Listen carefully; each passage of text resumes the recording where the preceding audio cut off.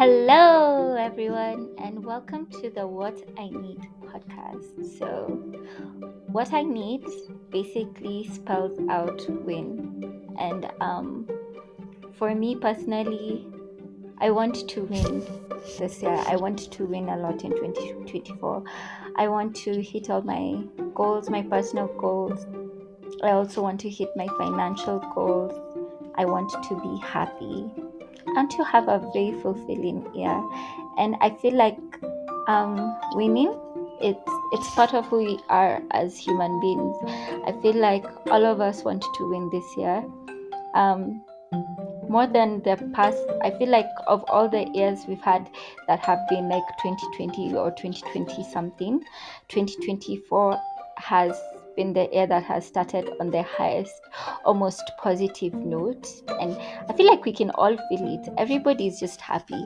Everyone's like, everyone wants this year to be a good year, and I feel all that positivity and all that good vibes and all that energy, it's going to go somewhere. I feel like we're more focused, we're more aware, we're more educated. I feel like 2023 was like something else. I don't think it was as bad as COVID, but it was bittersweet for a lot of people. The highs were high and the lows were low. So yeah, so one of the things that I've decided to do this year is challenge myself, and that includes like putting myself out there, putting my thoughts out there, starting a podcast, and this is why we're here today.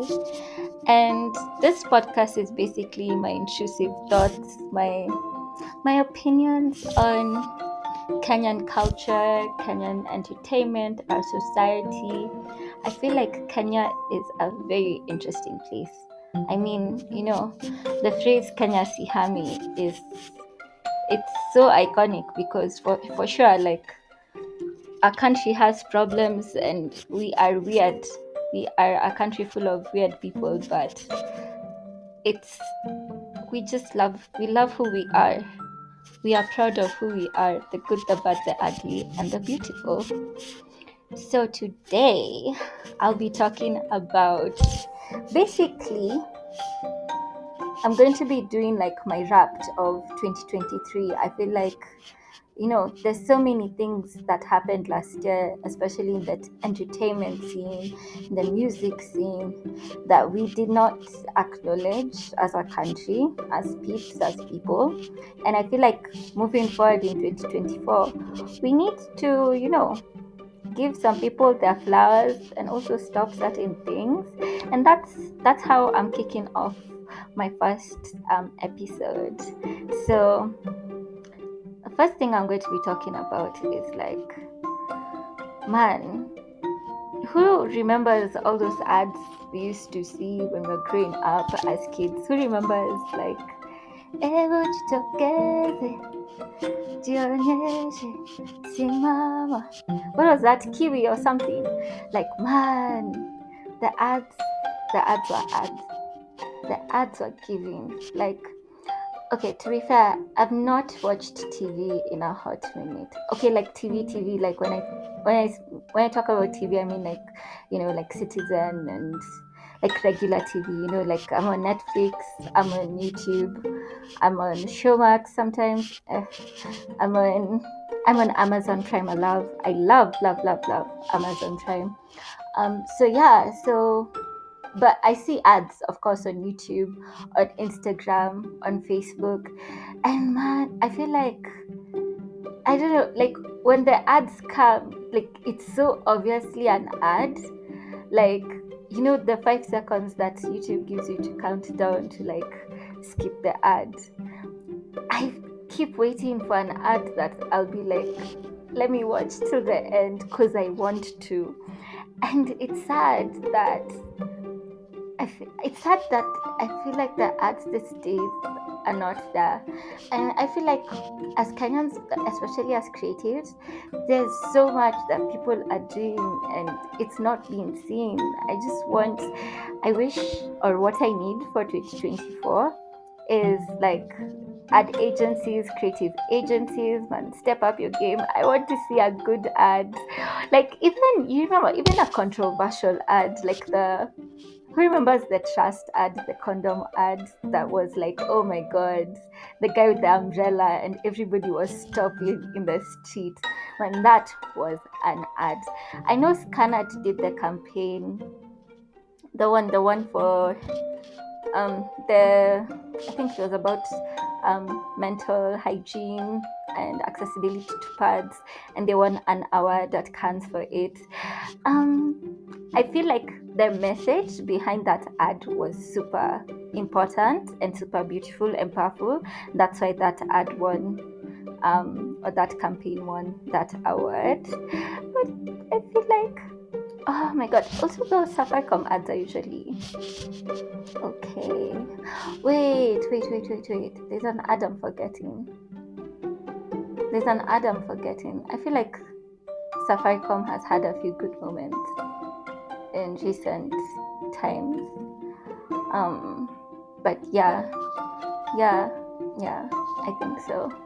And then you see, like, and this leads me to talk about, like, I think the other day, was it Nairobi Gossip Club and all these sites that have all these basic gossip sites we have on Instagram and wherever. They posted a video of this babe who was like, it was basically like a skit or like a TikTok thing, and this girl was like, she's basically, the skit was about how all Kenyan TV shows and movies and series basically have the same storyline. If it's not about a rich girl who's supposed to be from a poor girl who's supposed to be from a rich family and fighting for inheritance, or vice versa, like a talented young boy who, because they are from a poor background, had to fall into a life of crime so that they could make it out of the hood, and ends up being in trouble. And a lot of guys were like, oh, okay, it was mixed. Most guys were like, facts. Where is the lie? If you look at everything from what was that show that used to come on KTN when we were kids? There was a show that used to come on KTN when we were kids. Like, yeah, basically, if you kind of think about it, like, oh my god, and it breaks my heart because I love supporting Kenyan content, and I don't want to be a hater because they're really good shows. Like, I don't know who's watched Pepeta. Pepeta is brilliant. If you've watched there's this one, the one that had Nick Mutuma and Brenda Wairimu. I didn't understand the ending. It's on Netflix. It was about this guy and girl and their love and their best friends or whatever. Maybe I'm the one who's slow. That one I didn't understand the ending. I understood it was like about relationships and stuff, but how it ended, I feel like it just ended. Like, poof, it ended. There's one that's come out on Netflix that's on it's on my watch list. I've not watched it yet, but I've seen, like, it's about crime. Like, I saw the trailer and my brain went immediately to this video because it was crime and the whole story. Same for Pepeta and all these like Kina Salem and all these soap operas. You know, the sad part is nobody likes hearing the truth because the truth sucks, but that's the truth. Like, if you actually put all this, even the ones that are really good, and you know what? No cap, even if it's the same storyline, if something is produced properly, it's not about the fact that it's the same, because, like, you know, there's so many shows and TV shows out there, and if it's a soap, the narrative is going to be the same. If it's a thriller, the narrative is going to be the same. I still feel like we need to give props where props are due. Like, go watch Pepeta. If you've not watched Pepeta, go watch Pepeta. I cried. I felt I was caught up in the whole story. Yeah, there's so many. And also, what's this other one? Country Queen was amazing. Like, so okay, as much as maybe the storylines are the same, I'm a sucker for execution. many times, okay, sometimes execution is lacking, but there are a lot of shows, Kenyan shows, whether it's Showmax, whether it's Netflix, like watch Kenyan shows, promote Kenyan content, just watch it. These guys have really put in the work. It's not easy being a creative in this country. The least you can do is just watch, support, like it. You know, you are supporting families, you're supporting talent, so that next time they can go and do better. You know, because guys like to complain and say, why is it sit at the level of essay and all these other questions? Well, because our industry is still growing and we don't have all the support. So if you don't watch it and you just complain, you can't support, you can't help these guys do better and improve on their craft, or you know, they need your support to grow. So like, yeah, but Kenyans, we are haters, but it's okay, that's just who we are. But like, but you know, at the same time, let's give flowers to all these actresses, actors, producers, the guys behind the scenes who we don't see, camera operators, the sound guys, because we have had a record breaking number of shows, homegrown shows, homegrown content that's been put out there in 2023, and I only feel like 2024 will be bigger and better for the film industry. And I'm really looking forward to like seeing more of these shows. I'd love to see more reality TV shows in the country. I'd love to see, like, especially game centered reality TV shows. Like, I feel like, okay, guys like to hate on Kenyan food, but like, I'd love to see like a MasterChef Kenyan version. You know, I'd love to see like all those Swahili babes who are like, oh, Mahamri. Can they go on MasterChef and do their thing and show us how it's done and all these things? Because yeah, that would, I feel like we would watch that. Like, guys would support that. Or like Kenyan comedy shows. Like, okay, let's see. Look at it this way. I say we have comedians getting their specials, like their comedy specials, like guys like Trevor Noah and whatever, and they have the specials on Netflix. And you know, from my lips to God's ears, like, I believe that Tracy Kennar is our Trevor Noah. And Kenyans, if there's anything we can do, can we support Tracy Kennar? Because this young man, he's only 25 years old, but he's doing amazing things. He's single-handedly fighting depression in a country full of millions and millions of people. There's comedy, then there's Crazy Kennar. We have a lot of comedians in this country, but Crazy Kennar is like Kobe. If you guys follow basketball, watch basketball, and you know about Mamba mentality, and know how Kobe was in his craft, practicing, working, like, you know, just passionate. That's Crazy Kennar. That's who Crazy Kennar is. And I loved what happened with Happy Country. I loved all those people who went to support him. Bien, Faith Kibadi, all the other creatives, all the companies that came through. Can we have a repeat? Can we have a Happy Country event, a Happy Country tour, one in Kisumu, Eldoret, Mombasa? He goes around doing the same thing. Can we have a Happy Country?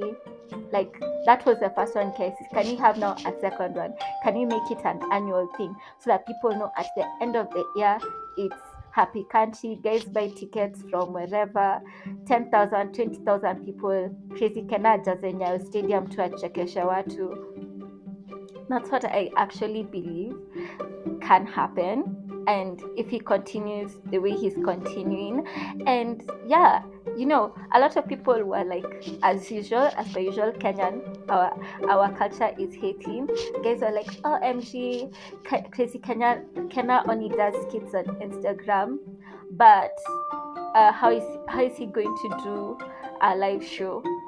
And I feel like that was the best comedy live show in this country has ever seen.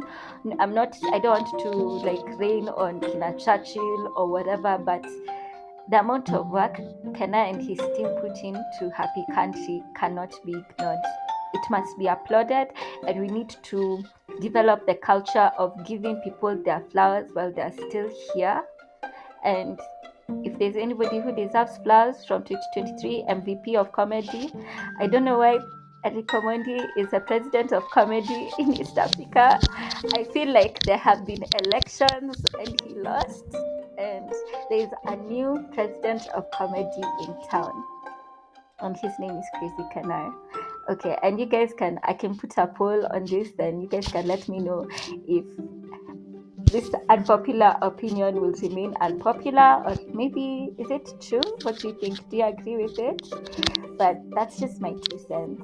And okay, like I feel like all this, like the entertainment industry is very intertwined, and like because you had people like Bien supporting Kenya, and also like speaking of MVPs, kama kuna MVP wa music hii Kenya ni Bien, and like can we acknowledge the creativity that went into Alusa, Why Are You Topless? Because even the name of the album makes you stop and think, like why did he use Alusa? Why didn't he say Bien, Why Are You Topless?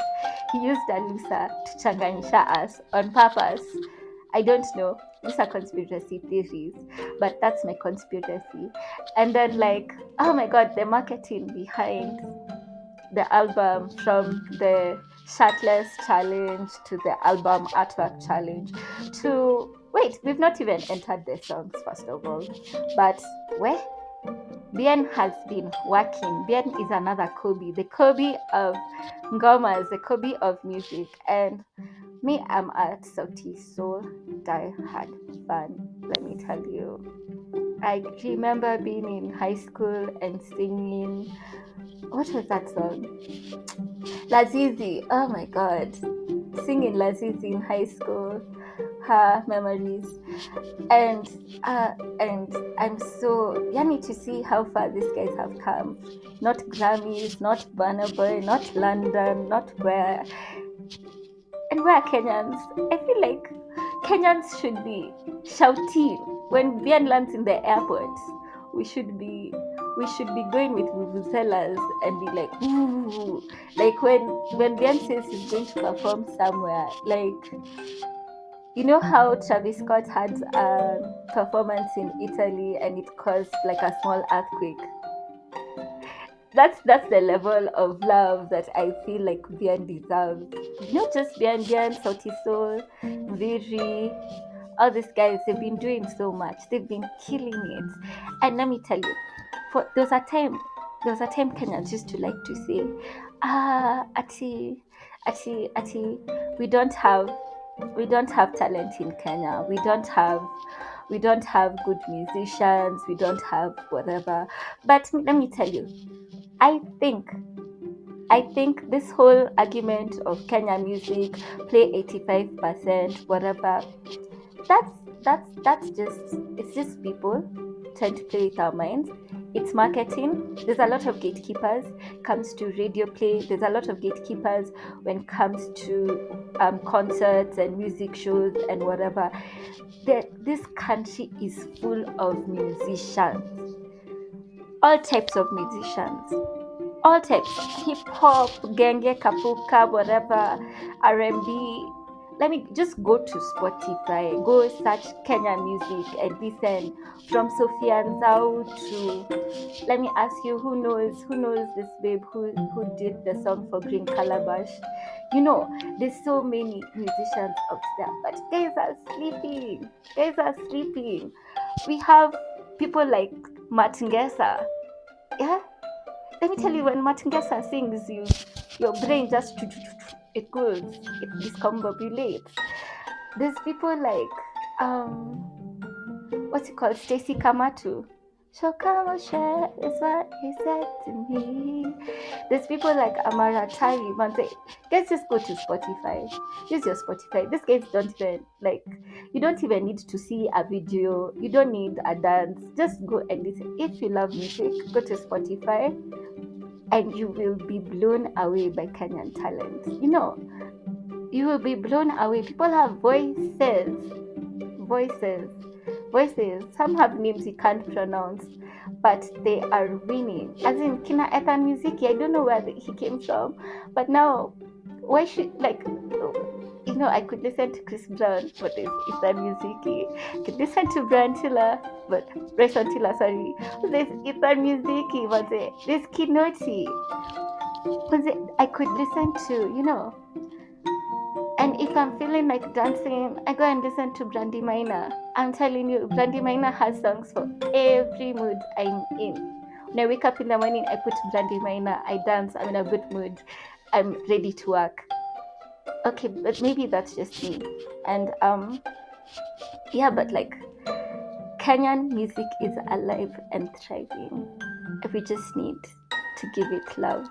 And it's like, think of a plant, think of a flower, think of even any type of plant. If you have plants in your house, you can kill a plant easily if you don't do the things that you need to do. And that's what our music industry is. Guys, just go to Spotify, listen, so that these guys get paid and they make more music, so that guys can keep playing. And all these radio stations, I don't listen to radio, I'm being honest. It's been a minute. I used to listen to XFM when it was like Nadia Favri and the Drive. You remember that show on XFM? They hashtag bring back XFM. If they brought back XFM, I'd probably listen to radio just for that show. Or whoever is doing that show, can they make whatever Capital Case, can you bring back whatever XFM? But I would this Kenyan rock, this Kenyan soul, there's so much. And it broke my heart when I saw Red Fourth Choir. They put out a statement. They say that they have to stop because of money. Because of money, surely. Guys, 2024, people like Red Fourth Choir should be, how come, like, what's the name of that? But like the South African version of Red Fourth Choir, do you know what they did?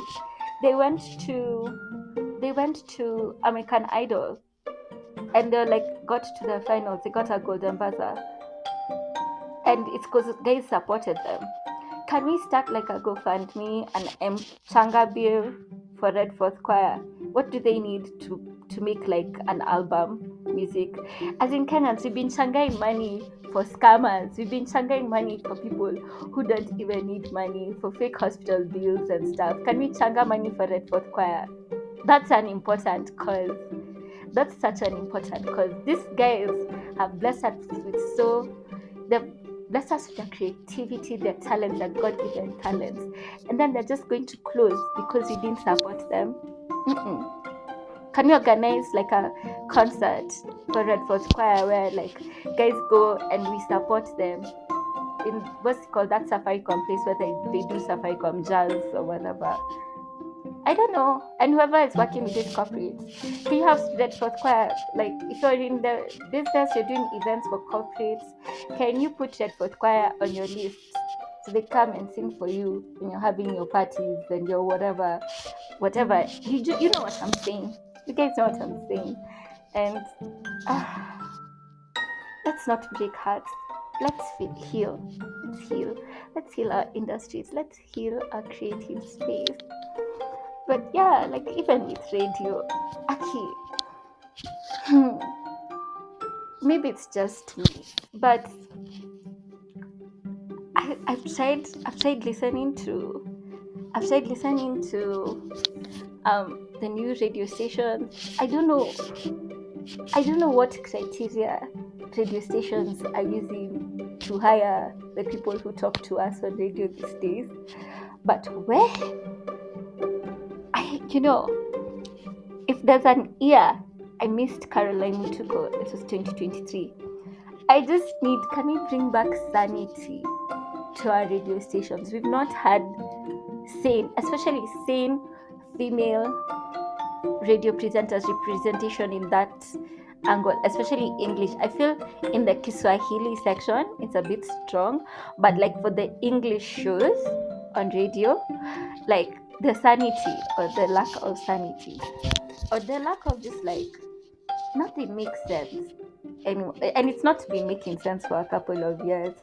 And I miss the old school squad of radio. Maybe I'm becoming old. It is the sign of my age now. I'm like a Premier Pro Max millennial, but like it's just me. I can't, for the life of me, I can't listen to radio right now until they fix things, until something happens. And the same thing goes, like, there's shows that have outlived their purpose or their worth. And maybe it's just me, but like, I feel like the last time I listened to Mina and Churchill in the morning, I feel like these conversations are being repeated. Maybe it's just me, because it's always a woman, it's always relationship, it's always, oh my god, Mina, let me tell you, it's literally the same thing over and over and over and over again. And like, it's almost like Black Mirror. If you've watched Black Mirror, or it's like, is this reality? It's literally the same thing over and over again, and nobody is like, wait a minute. These guys are being paid crazy amount of money, and I feel like Kenya's podcasting is way, way, way, way, way more interesting than radio. Why should I listen to radio? The same stories over and over again. And I go to all these podcasts and I just laugh and I raruka and I learn and I get inspired. I don't think there's anything new these guys have told us in the past 3 years. And that's saying a lot. So like, I feel there's a lot of bad decisions that's happening in these organizations, and we have to be honest enough to call a spade, because why isn't Caroline Mutuku on radio, but Maina Kageni is still there? Make it make sense. And the thing is, all these people who call the radio station saying, Maina, Siji what, my husband, I went through his phone, Siji what. Cap, I'm calling Cap. This is a conspiracy theory. Maybe it's not, maybe it is, but in my mind, I don't think Kenyans are that invested. Radio is dying.